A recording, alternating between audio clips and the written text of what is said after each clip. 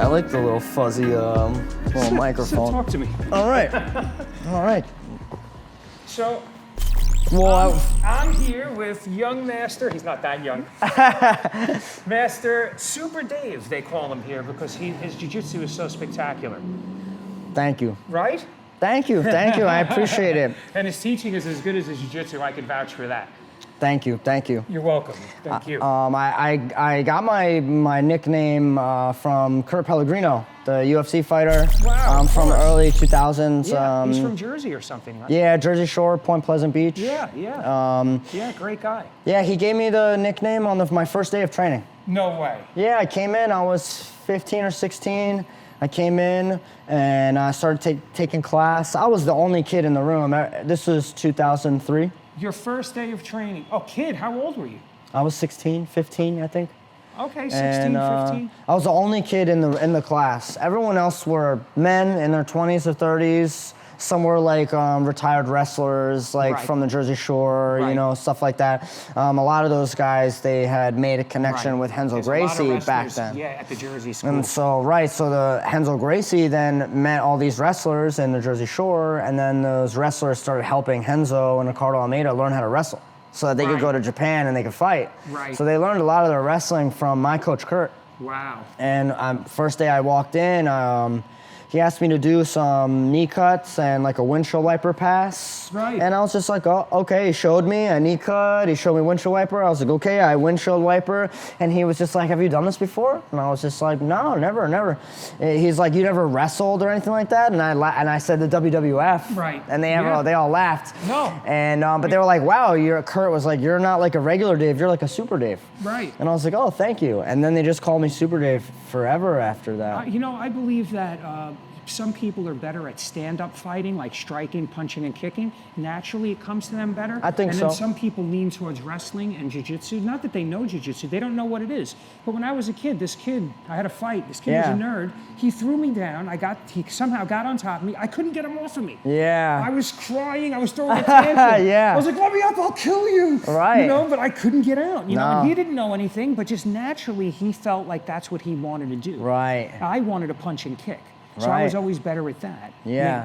Have you done some kickboxing and things like that? Yeah, I fought in the cage. Oh, that's right. I saw that. Yeah, I've done a bunch of stuff. But Wow. as for a natural, I mean, I'm pretty good at both. Wow. I will say You're I'm ambidextrous. I am. I think when it comes to those two styles, kickboxing and wrestling and or jiu-jitsu, like I'm pretty good at both. But I would say that the wrestling part is probably more like within me. You know, Really? The striking I still had to learn, but it wasn't hard for me to learn left punch, right kick, boom, left hook. yes. I'm like, okay, it was like Yes. not that it's hard. rudimentary, yes. Yeah, but I had to, Right. but I had to really practice at it to get good at it. Proficient in 6 months to a couple of years, let's say, like that. Proficient. Yeah, I right? think so, You yeah. know, I always say people should have at least 6 months of striking, something, boxing.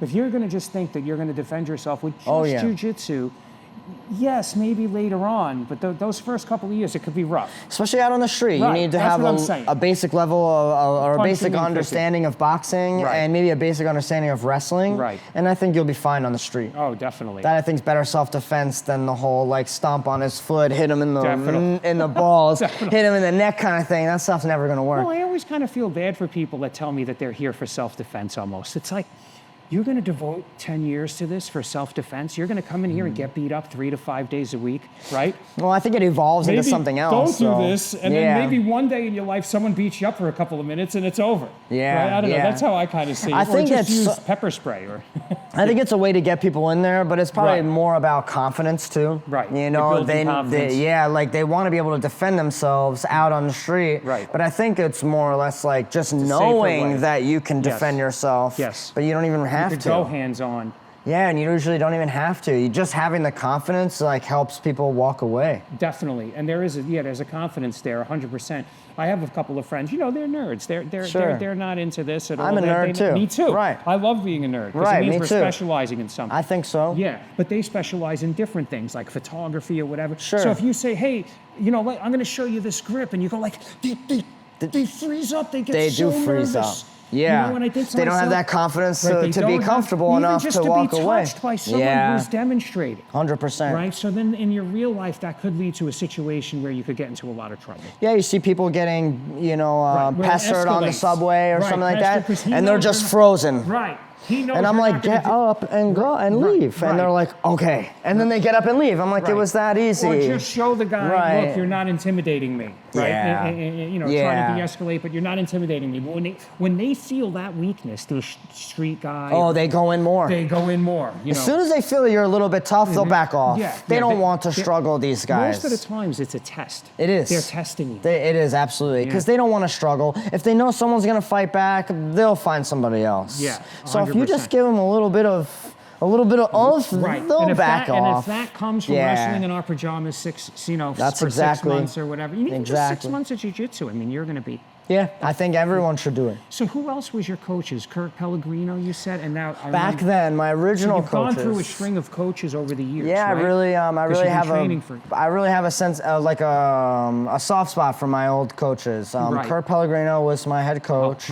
Billy Scott, he owns I think it's called Shore Style Jiu-Jitsu in Point Pleasant. Okay, yeah, cool. because it's in the Jersey Shore. Okay. He was also Ricardo Almeida, black belt. George Castronova, he was another one of the wrestlers that were like local wrestlers that was friends with Billy and friends with Kurt. I believe he's a black belt now today too. Sergio, I don't know his last name. Haven't seen him for many years. No, he was from here. Yeah, he was great. I learned a lot from Sergio, Georgie, and Kurt Pellegrino. You were at Unity. That was much later, you know, because I was in the Jersey Shore. Right, you weren't necessarily being coached by that point. You were more of a I was training with Kurt from 03 to like 2012, I think. 03. Yeah, I got my black belt in 2011, and then our gym started falling apart. Kurt's gym started falling apart. Pellegrino? Yeah. What would cause something like that? I don't think that he was... he wasn't there enough or something? He was traveling? I don't think he was retiring from the UFC and retiring from fighting and stuff. I don't think he was taking that very well. I think that was a hard stop for him, and it started to get a little bit... I don't know, started to get a little bit tricky in the gym to where like he wasn't there a lot, you know, there wasn't a lot of respect going around in the gym. People were partying too much, you know, we weren't like crazy. Yeah, it was just falling apart. You get that sweet spot for a while. Yeah, we had all these guys competing and fighting and doing well, fighting Ring of Combat, Atlantic City, we had all doing well. And then everything just slowly, as he started retiring, the whole gym just kind of started falling apart, and then a bunch of the black belts left, opened up Asbury Park Jiu-Jitsu. Some other guys opened up. Barnett? No, he opened up Inferno. Yeah, super cool guy. Inferno. He left a little earlier. Yeah, yes, like Steve him. Barnett. Yes, he's one of our black belts. Hemingway. Yes. I trained with them at Marcello's. Patrick Hemingway opened up his own gym. I think it's called the Madhouse, I think. The Madhouse. So Jiu-Jitsu a lot of those guys... In Neptune. Yeah. A lot of those guys in my hometown, they separated. They opened up their own gyms. And I was the one that was like, okay, I'm going to move to New York City. I'm out. Yeah, Do you live in New York City now? Yeah, I live in Brooklyn. Oh, cool. Yeah, I almost moved to California. I was going there and I was checking out schools over there.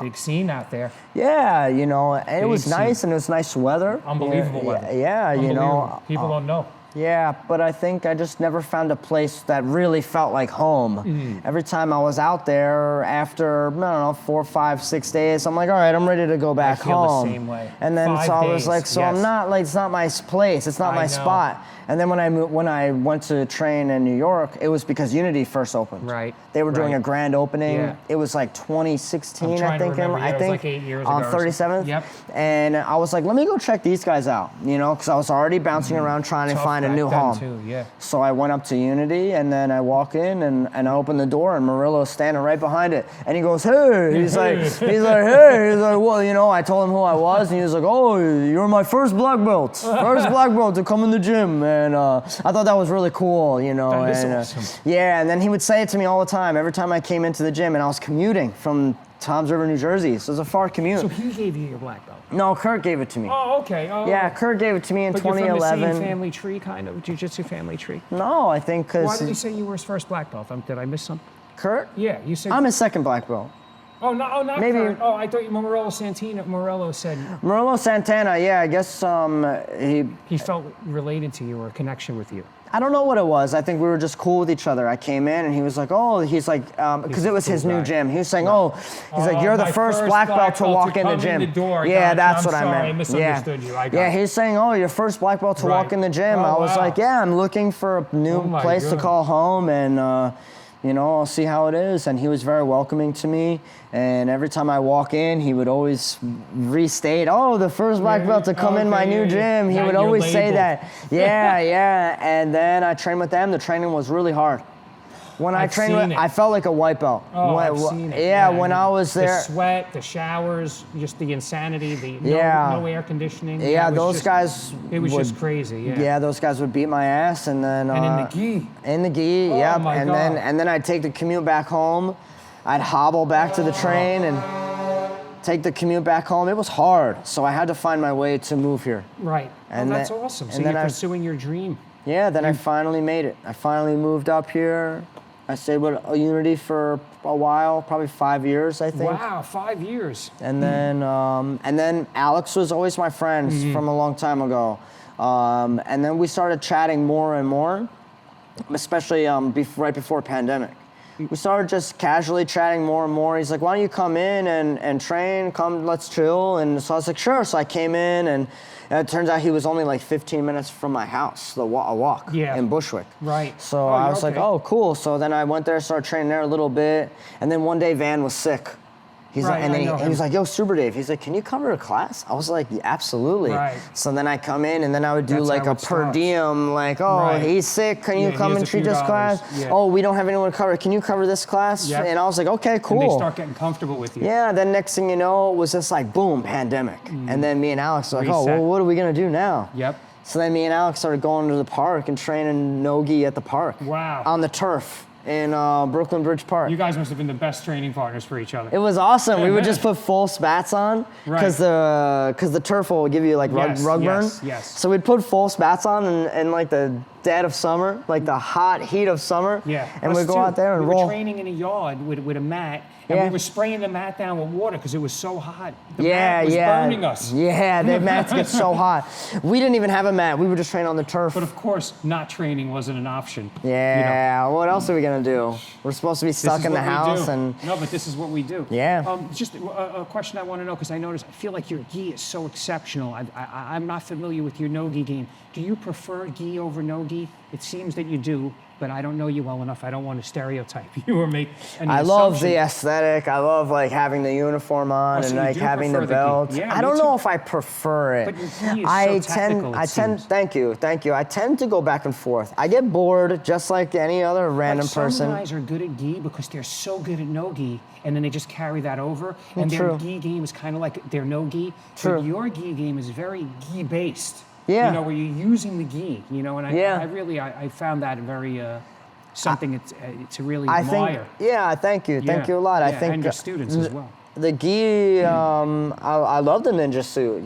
Being in the gi is awesome. That's what my friends that don't train call me, the ninja. Yeah, and I love it, and I love the technicality of it. I love that I can wrap lapels around. I love it that you can't run away from me. You can't slip away so much. I'm attached to you. Yes. Your mistakes are more meaningful. They're more but I also love no-gi too. I get bored of gi sometimes. And then I'm like, all right, let's take this gi off. Let's start rolling no-gi. And then I can wrestle more. I grew up with wrestlers. How can you just specialize and not get to taste both? If this is for me, this is a lifelong pursuit. This isn't something I'm doing for 5 or 10 years. This is something I'm going to be doing hopefully in 15, 20 years. So why not be able to do gi and no-gi? Just do both. It's all jiu-jitsu, and you're learning more jiu-jitsu. If anything, I want to learn more jiu-jitsu. If I got to put a gi on to learn more, okay, that's cool. Right. I'll learn this too. And there's a technicality to no-gi also that we don't have in gi because you're so slippery in no-gi. Man, you got to be really precise with a lot of your pressure and things like that. So I get bored of one, and then I pick up the other for a little while. And then I get bored of no-gi, and then I start rolling gi all the time. When I was at Marcelo's, I would go to gi 11:30 and then 12:30 no-gi. So I would do, Mateus, so you're doubling up. Marco Stanoka would teach, and then Marcelo would teach 12:30. And I would just do that every day, just do gi and no-gi just every day. Just, I don't know, I just feel like they help each other. I think so. Right? They help each other. They definitely, they both translate. I feel like even no-gi translates to gi even a little bit better. Yeah, because, I'm a little bit of a wrestler, and I grew up with wrestlers too, so wrestling is a part of my game. And I use it in my no-gi game as well. I want to come to your no-gi class. Yeah, I would love that. Do you teach no-gi here as well? Yeah, Wednesday, 7:30 p.m. All right, so I'll come in a couple of weeks or whatever. Yeah, that'd be cool. I love the heel hook game. I love the inside bolo game to the back, and I also really like playing deep half guard and going into waiter sweeps. And wow, those are all things that would really help me. Yeah, I love that stuff. I never really played deep half guard. I mean, half guard, now I do butterfly half guard, which is working very well for me. Yeah, I love that. But before that, I mean, if you got to half guard, I felt like you were just going to pass. Like in my mind, I already kind of would give up. Oh, so cool thing. My professor says something that I never heard anyone say before. I thought it was pretty cool.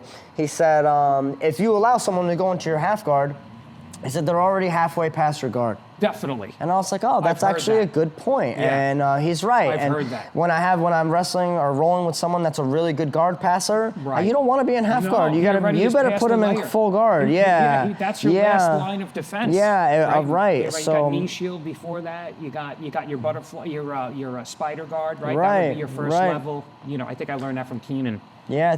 One of his videos. Yeah, for sure. No, I think I think it's important to play lots of different kinds of guards. I always wanted to be well-rounded. And back in the day, they would tell us learn 2 moves from every position. Master 2 moves from, this is 20 years ago. Yes. So they would say master 2 moves from every position, and you'll be a black belt, master. Right. Now, I don't agree. It's not the same. Now it's almost like 4 moves, I think, from every position. Right. Can I ask you, do you think Jiu-Jitsu has evolved from when Royce Gracie used it in the UFC? Absolutely. Exactly. I think we would. A blue belt today, and I'm like, that guy's technically maybe similar to what Royce Gracie was way back then. I know that might sound a little crazy. I don't want to say I could whoop Royce Gracie, but I don't know. I might be able to. Maybe now. Right? No. But how much do they really know about Barambolos and how much do they really know about the new style jiu-jitsu game? Because their game beat him. Right, because their game back then was mostly like a super tight closed guard with a triangle and an armbar from the bottom, and when you're passing on top, it was pretty much like a bullfighter and a knee cut. Yes. You're gonna try to gi choke them from top. Right. Or armbar from top. Now that was you never see that. Kind of that was it. Yes. I still think that those moves are still viable. Yeah, they're still successful techniques. I mean, they're probably statistically mounted arm bars probably still pretty high, you know. But back then it was like close guard, choke you from close guard. But now it's like, you don't even see too many cross collar chokes anymore. Right, there was no open guard, I think, back then. I remember like Marcelo playing butterfly guard and no-gi. That was like, wow, it was a big deal. Yeah, like you're just going to let that guy go wherever he wants. It was like a specialty guard back then. You could play close guard and half guard, but if you played butterfly, whoa, that was like a specialty kind of a thing. When I went to Marcelo's and I knew that was his specialty, I would sit in that position. I would try to imitate what he was doing. Yeah. And guys would just run around me, spin me over, spin my head, spin me into a ball. I'm like, I don't know how, but now after all these years, finally, I was able to pick it up. So maybe it's not a practical way to play guard necessarily, There's practical, there's easy to learn guards, easy to teach guards, and then there's all this higher level crazy stuff that we're doing. But we kind of forget that the most basic stuff we do would work very effectively against the people that don't know. It does. Like if I'm rolling with someone that's like a master at De La Riva and stuff like that, I'm not going to play De La Riva with them. Right. I'm going to play old school half guard like Royce Gracie. Right. You're going to move away from And you see them like you can tell they almost don't know what to do. Right, if they can't get their De La Riva hook or something. Right, so it kind of like counters one counters the other. Like if you're an old school guy, you could really use De La Riva and inside De La Riva to beat the old school guy. Right. But if you're the new school guy, or say you're the old school player, and now you have to fight this no-gi De La Riva guy, I'll play like old school half guard and beat them. Right. And also, what do you feel about? I feel like guard should be more transitional. When somebody says they play a guard, like you said, it's like, I play. I'm a spider guard player, but if I can't get the spider guard, I'm useless. Like, I feel like, we should be more transitional. Like, go to De La Riva. If he's beating my De La Riva, I should be able to go to an X guard. I should be able to go to a butterfly guard. I should have other things. I shouldn't just be devoted or married to this position. Right. I agree. I think that there's always like a reaction to the move that you go for. So if I go into my guard and I'm let's say I only have 2 moves, like how they used to teach us, master 2 moves, you know, I'd be like, well, I have 2 moves, and now there's going to be a reaction to each of those moves. Right. So, but then what? Then what? Right. That's your plateau right there. The guy's going to beat you now, and now you don't have the education to move forward. Or you're holding on for dear life, so now you're trying to keep this guy in this specific guard, and you're gassing. And then it's quicksand. Eventually you're going to lose. And then if he passes after you gas. This is why I say that old days it was Master 2. Now I think it's Master 4. Because Master 4 moves. Because if you Master 2, there's going to be a reaction to each one where they'll beat you. So now I probably need 2 more counters to those reactions. Yep. And that's how I teach. So I show them the move, and then base model, and then, here's his defense, here's his counter. So how do you recounter his counter? Right. So there's your second move. Right. So now I can recounter his counter, but then it goes back. Those counters start off a guard, though, usually. Yeah. Right? Yeah, say I go for an armbar. From the De La Riva guard position, here are some of our counters. Sure. Yeah, we're going to start from here. This is like home base. Right, take it basic. Right. Close guard, my first move is an armbar. He's going to stack me. Right. He's going to pull his arm out. Right. Then he's probably pass. Right. You know, what do? Right, you recover with a triangle. Right, now I'm fighting triangle now. Now he has to escape the triangle. Right. You know, go back to the armbar. Right, go back to the armbar. Right. That was the old days. But now it's like, well, okay, he's escaping the triangle. Okay, I can use K-guard. I can go underneath him. Right. I could lace my legs out the back. Right. I can start to calf slice him to take his back. You know, like, I feel like back in the day, we didn't know those things. When was the first time you saw a K-guard? Oh, that's a great question. To me, I feel like it's new. Maybe like Eddie Cummings. 2 years ago? Oh, so you've seen it, you've already, was it identified as a K-guard back then, or was it just a position that he did? No, I mean, maybe they called it K-guard. I forget who. I just started hearing that a couple of years ago. I think it's definitely have gotten more and more popular, you know, over the past 5 years or so, or longer. But I think I've seen Eddie Cummings like throwing his leg behind the back of the knee. I think I've seen that probably around when I was getting my black belt, probably around 2011 or 2012. Yeah, there's a good. He was killing people back then. Yeah, there's a good YouTube video that shows all his entries. And you know, he was very innovative at the time. You know, I'm not so sure that he learned all that stuff from Danaher. You know, I think that he learned all that stuff. Yes, I believe so. I believe that they learned from him. Yes. And you know, he was a very nice guy. He trained with us at Unity. He was very nice to me, and I learned great techniques from him. Yeah, he's awesome. I think that's when I started seeing that K-guard. And then I started seeing the Meows use it in the gi, use those K-guard back takes. Wow, rolling with them must have been awesome. Yeah. I mean, they're just, you can't hold them down, and they're so flexible. Yeah, they don't they kind of just beat you up until they must just feel like until you start countering. Yeah. And then they start patting you on the back. Oh, good job. Good job. But that's how it is. It's little mini goals, little miniature wins. You know, they add up. Those mini wins add up. Especially as we get older. Not that I'm making any excuses. I don't really care about age. I don't either. I used it as an angle for my channel. Sure. Otherwise, I happen to name that video 51-year-old beats up white belt or whatever, and then that took off, and I was just like, let me just name it Jits. Yeah, you got to go with Jits over 50. I needed like an angle. I think it's a good angle. Yeah, because I'm not a competitor. I'm not an instructor. I'm just a brown belt. When I started, I was a purple belt at this channel. You know, so and it's not in a negative light. No, I think some people will think of it in a negative light. Oh, jiu-jitsu after 50 must be so hard. Right. It's not. It's not. Just take care of yourself. It would be hard to start after 50, in all honesty. I think so. In all honesty. You're going to get pretty sore. But I go on these sites where it's like the guy is 40 and over jiu-jitsu, and they're on TRT and everything. I'm like, when I was 40, I never had any. I still don't. I'm 53. I don't need it. I have no I don't think I need it. I don't want TRT. I don't need it. I don't need it. Yeah, I mean, it would just, it would encourage my temper, I feel, if anything. I feel might. like I've just gotten mellow. Like, I'm 50, I'm mellowing. I'm like perfect now. Yeah. You know, when I was think younger, that's true. I used to feel like I had a lot of angst. You know, you have a lot of testosterone. Yeah. You know, you're like a lot of these reformed gangsters and stuff. They're like in their 50s now. They're like the nicest people in the world, right? But when they were young, they would have killed you. Yeah. Well, that was testosterone. Yeah. You know, I do believe that. And just a different. Yeah, and just a different way of life now. Right. Back then, they want to do this, they want to do that, they want to do this. But now that we're older, it's like, nah, we kind of just want to chill, have fun. You know, like I don't want to do nothing crazy. Watch reruns of Curb Your Enthusiasm. Sure. Yeah. But I love competing still, and I'll probably still compete after I'm 50. Yeah, why not? Yeah. Well, especially because of all your experience. Yeah, I think I'm just going to keep this going have you until... had any, last question, then we'll wrap it up because I'm getting hungry. Yeah. Have you had any major injuries? Just like the common knee issues.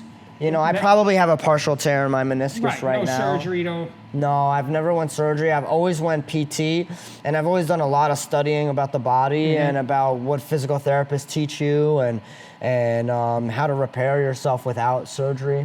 I'm sure when I'm older, one day I'm due for a surgery or two. Yeah. But not now. I'm not going to get my knees worked on until I'm a little bit older. Thank God. I mean, I haven't had any major surgery, but I have had major injuries. Like I've separated my shoulder, tore my shoulder, broke my wrist. I have a rib that sticks out. I mean, I have a whole list, right? But in the last 6 years, I haven't had any injuries. That's great. Because my whole theory is we don't have to go crazy. If we slow down a little bit, you know, if you see me, I'm more isometric, like I'm kind of just fighting them off. I'm not being very offensive. Yeah. Because I don't want to get injured. Because I don't want to take chances that lead to injury. I'm not saying that we should all just not do anything in our jiu-jitsu, but if we go a little bit easier and we realize where the injuries are, like if I have somebody in an armbar and they're not tapping, am I going to break their arm? Should I?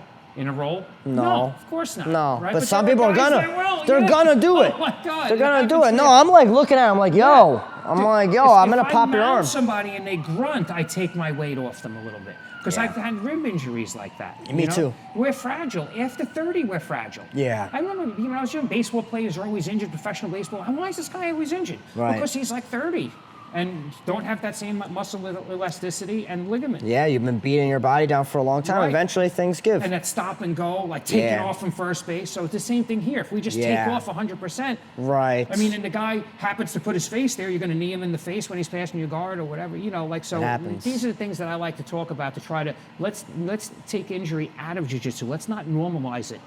That's all I'm saying. Yeah. You know? I think it's, I understand what you're saying, not normalizing it. I think people should be a little bit more careful with each other. Sure. But I think people should learn a lot about physical therapy. Right.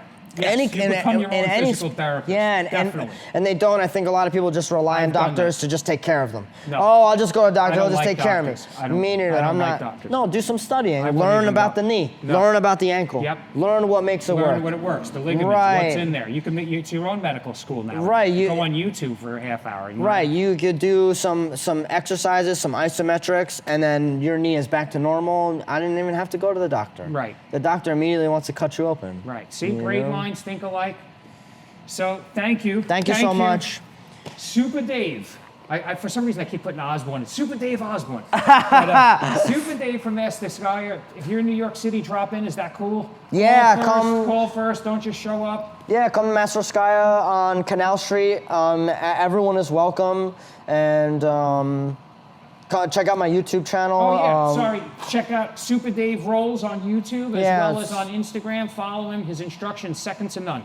Yeah, my Instagram is SuperDave26 and my YouTube is Rolling with Super Dave. Rolling with Super Dave. Yeah, so come check it out, And I'll put the links in the description. Yeah, follow me, send me messages. I always answer people, even strangers. And if you have techniques or troubleshooting techniques, let me know. I can vouch for that. Yeah, I'll help you guys. I like helping, so. Thank you. Thank you. Thank you, brother. Thank you very much. If I wasn't starving, I'd do this for 2 hours. Yeah, I could talk for days. I could. I really appreciate it. You're a good interviewer. Thank you. Yeah, I'm trying, man. I'm trying. I felt comfortable as if we were just chilling, talking.